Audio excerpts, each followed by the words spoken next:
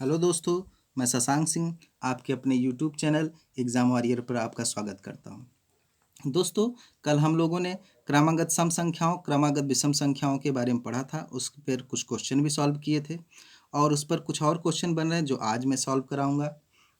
दोस्तों, समय कम लगे, वीडियो कम लंबा बने, इस वजह से जो है क्वेश्चन पहले ही सॉल्व कर दिए हैं, तो उसको मैं डिस्क्राइब कर दे रहा हूँ। ठीक, क्वेश्चन कह रहा है चार क्रमागत सम संख्याओं का योगफल कितना है? 36 है। तो तीसरी संख्या ज्ञात कीजिए। तो सॉल्यूशन में क्या हो जाएगा?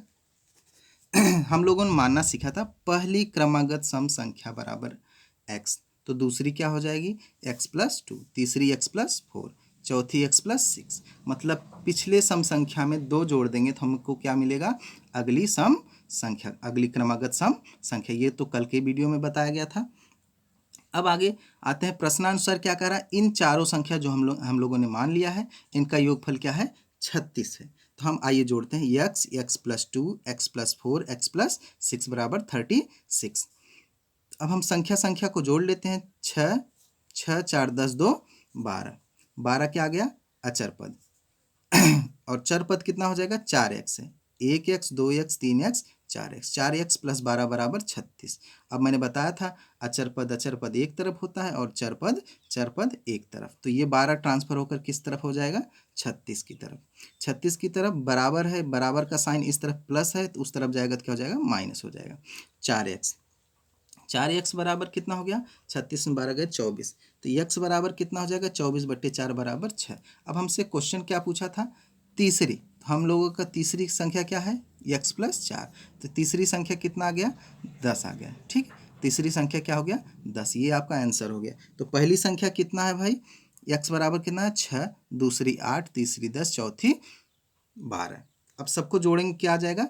36 आ जाएगा। दोस्तों, जिसको पक्षांतर नहीं, जिन बच्चों को पक्षांतर नहीं आ रहा है, वो कमेंट बॉक्स में ज़रूर लिख के बताएं कि अगर उनके लिए अलग से वीडियो बनाना है, कोई बेसिक, एकदम और बेसिक, कक्षा 2-3 का गणित पढ़ाएंगे।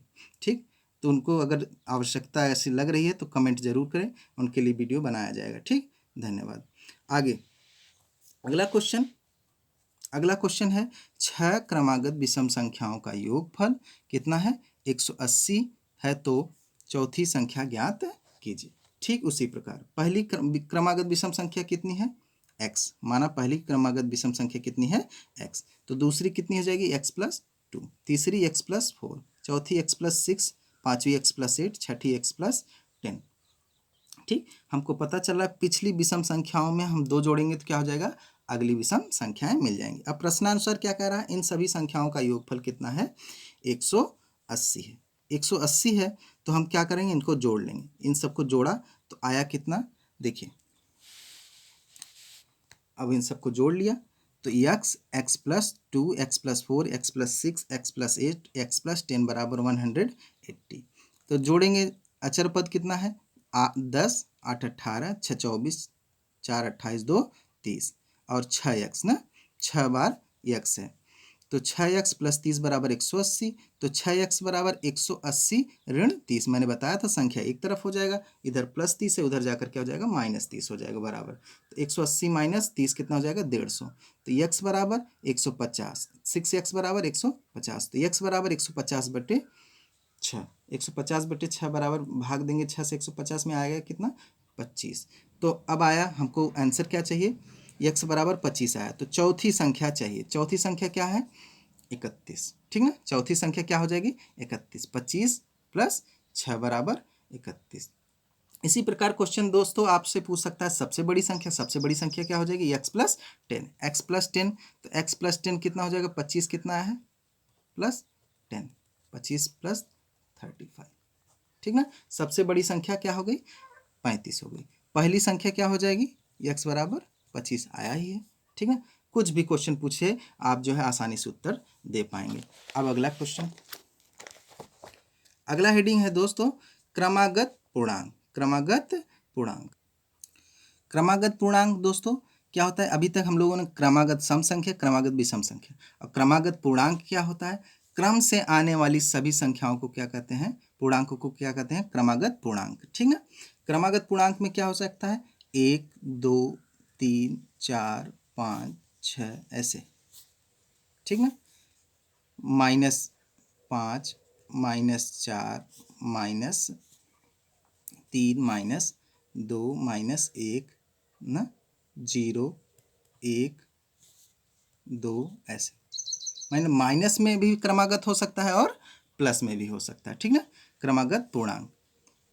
अब हमको इस क्वेश्चन में मानना कैसे होगा, ऐसे क्वेश्चन को हमको कैसे मानना होगा।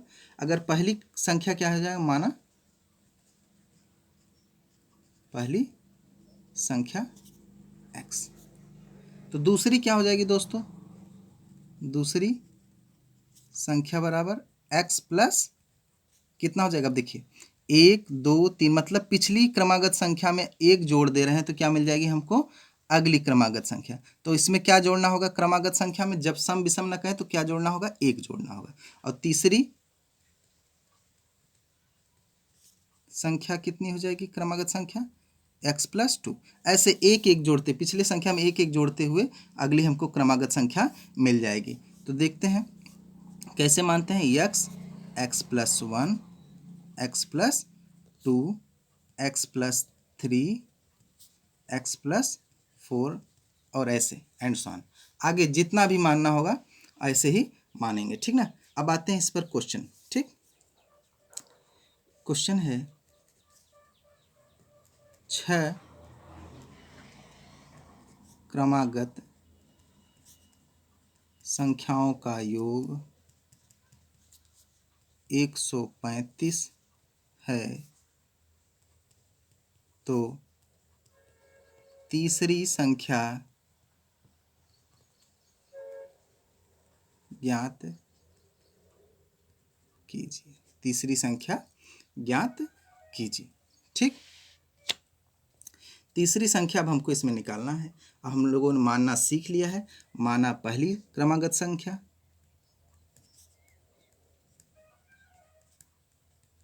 कितना x, तो दूसरी कितना हो जाएगा, दूसरी क्रमागत संख्या, क्रमागत संख्या कितना हो जाएगा, x प्लस 1। तीसरी क्रमागत संख्या कितनी हो जाएगी, x प्लस 2। और चौथी क्रमागत संख्या कितनी हो जाएगी, x प्लस 3। पांचवी कितनी हो जाएगी दोस्तों, x प्लस 4। और छठी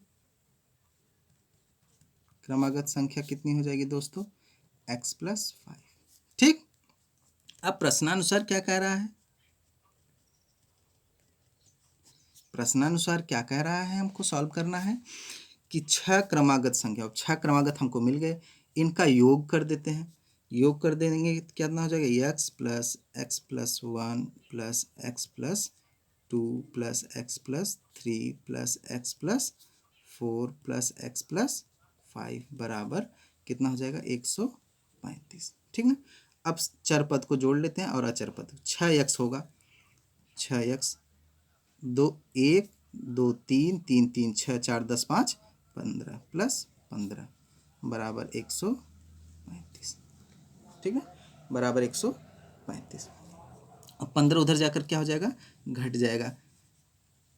6x बराबर 135 ऋण 15, 135 ऋण 15 कितना आ गया, 6x बराबर कितना हो जाएगा, 120। तो x बराबर देखिए यहाँ 6 क्या है, गुणा है, 6x का मतलब 6 गुणे x, मैंने बताया था पिछले वीडियो में, जो इधर गुणा है उधर जाकर क्या हो जाएगा, भाग हो जाएगा। तो 120/6, तो 6 दूनी 12 20, x बराबर कितना आ गया, 20 आ गया। तो हमको पूछा कितनी, कौन सी संख्या है, तीसरी संख्या। तो तीसरी संख्या कितनी है हो जाएगी दोस्तों, 20 प्लस 2 बराबर 22।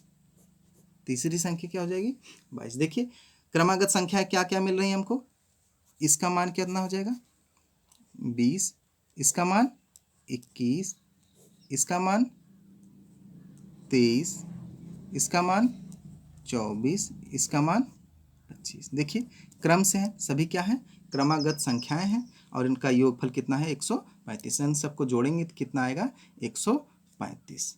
अब नेक्स्ट क्वेश्चन पे आते हैं दोस्तों। यक्स मानने वाला बेसिक मेथड सब पे लगेगा दोस्तों।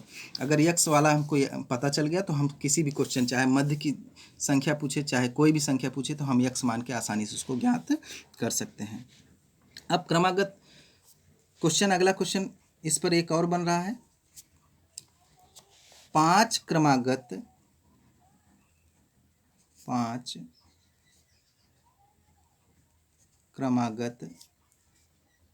संख्याओं का योगफल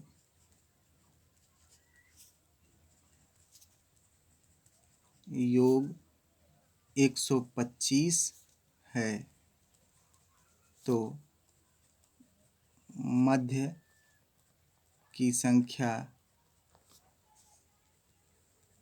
ज्ञात कीजिए।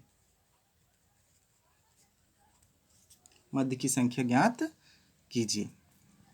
ठीक दोस्तों, अब हमको पांच क्रमागत संख्या मानना है, तो क्या होगा? पहली संख्या माना, पहली संख्या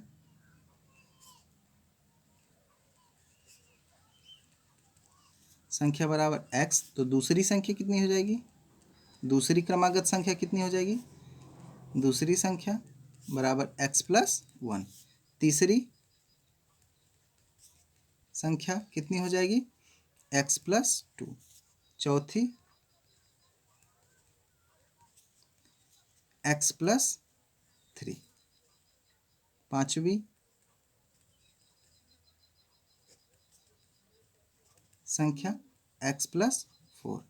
अब इन सब का क्वेश्चन में कहा, इन सब का योगफल कितना है? 125। तो जोड़ेंगे तो x plus 1 plus x plus 2 plus x plus 3 plus x plus 4 बराबर 125। 125। ठीक। अब 1x 2x 3x 4x 5x 5x 1 2 3 3 3 6 4 10 बराबर 125। ठीक। तो अब 10 उधर जाकर क्या हो जाएगा? माइनस हो जाएगा। इधर प्लस है, उधर जाकर बराबर क्या हो जाएगा? बराबर कुछ तरफ जाकर क्या हो जाएगा? माइनस हो जाएगा। तो 5x बराबर 125 माइनस 10। 5x बराबर 115। 5x बराबर कितना हो जाएगा? 115। तो x बराबर कितना हो जाएगा? 115/5। कितना हो जाएगा? 5 दूनी 10, एक बचा यहाँ पर, 5 3 15, 23। x बराबर क्या आ जाएगा? 23। तो मध्य की संख्या हमसे पूछा था, तो मध्य की संख्या क्या है? तीसरी संख्या क्या होगी? मध्य की संख्या होगी। मध्य की संख्या कितनी हो जाएगी? 23 प्लस 2 बराबर कितना हो जाएगा? 25। 25 क्या है?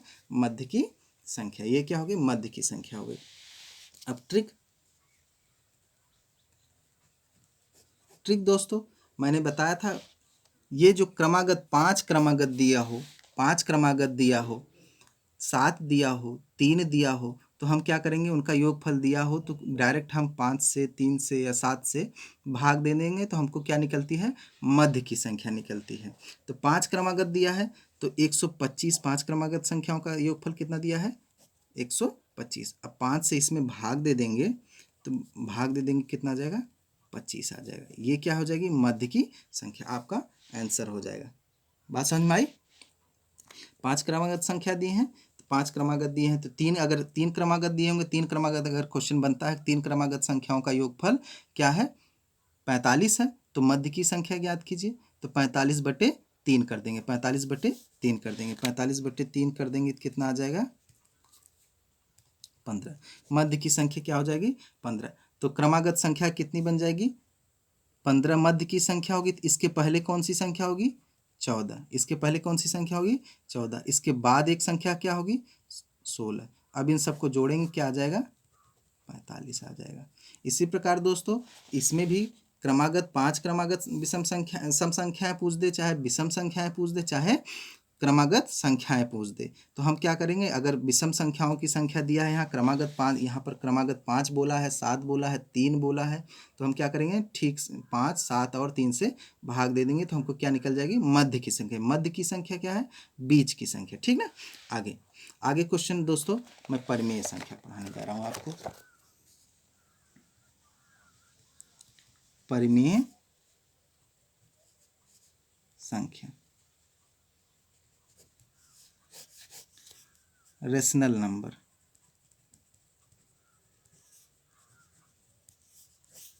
Rational number. रेशनल नंबर दोस्तों परिमेय संख्या। आइए इसके बारे में जानते हैं। P/Q के रूप में लिखी जा सकने वाली संख्या को लिखी जा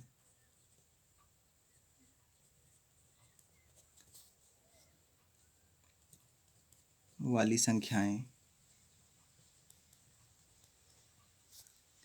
लिखी जा सकने वाली संख्याएं परिमेय संख्याएं होती हैं।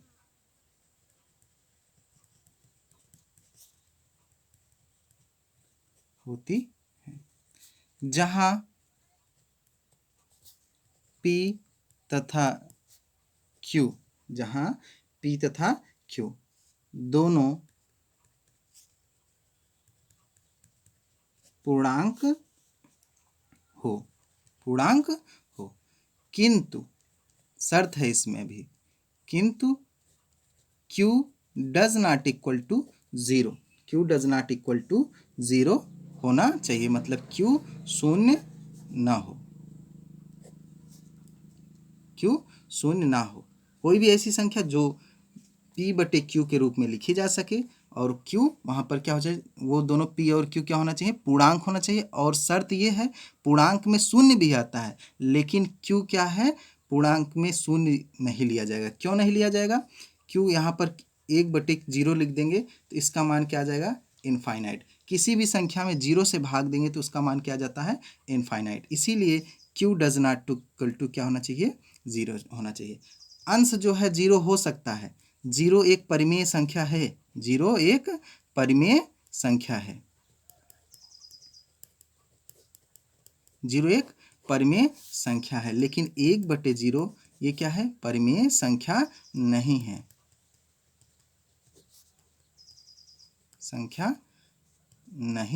है। तो जैसे P/Q, जैसे परिमेय संख्याओं का उदाहरण देख लीजिए। P/Q के रूप में 2/5 माइनस 3/2, 3/-2, 0 शून्य, 0/1, 0/5। ये सभी संख्या क्या है, परिमेय संख्या। ठीक ना। अब आते हैं अपरिमेय संख्या। अपरिमेय संख्या,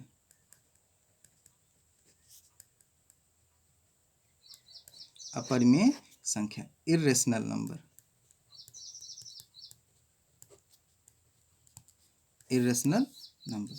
ठीक। अब वे संख्याएं जो परिमेय नहीं है वे सब क्या हैं, अपरिमेय।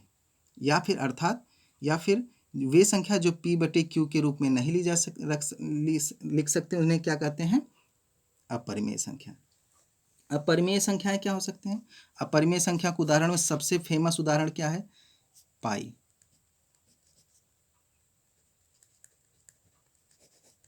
पाई क्या है, एक अपरिमेय संख्या। हम लोग पाई का मान बहुत से लोग जानते हैं 22/7। तो ये एक परिमेय संख्या, ये क्या है, परिमेय संख्या। लेकिन पाई क्या है, परिमेय नहीं। बहुत बार एग्जाम में, बहुत बार SSC, बैंक, रेलवे, तमाम एग्जाम में पूछा गया है कि पाई एक क्या है। पाई क्या है, एक अपरिमेय संख्या है। और अंडर रूट में जितने भी चीजें हैं, अंडर रूट में वे सारी संख्याएं क्या होंगी, अपरिमेय। अंडर रूट की संख्या और पाई क्या है, जिसमें अंडर रूट लग गया, कर्णी लग गया, वे संख्याएं क्या हो जाएंगी, अपरिमेय संख्या हो जाएगी। बस यही, इतना ही याद रखिए। एग्जाम में इससे ज़्यादा कुछ और पूछता नहीं। इंपॉर्टेंट क्वेश्चन है पाई का मान, इंपॉर्टेंट क्वेश्चन है। पाई क्या है, पाई क्या है, एक अपरिमेय संख्या है। इसको आप लोग 22/7 में कन्वर्ट करके परिमेय मत मारिएगा आंसर कभी भी एग्जाम में। ठीक है, ओके। आज के लिए बस इतना ही। अगर वीडियो अच्छा लगा हो तो लाइक करें, शेयर करें, कमेंट करें। अगर कोई दिक्कत हो वीडियो में तो कमेंट ज़रूर करें नीचे। धन्यवाद।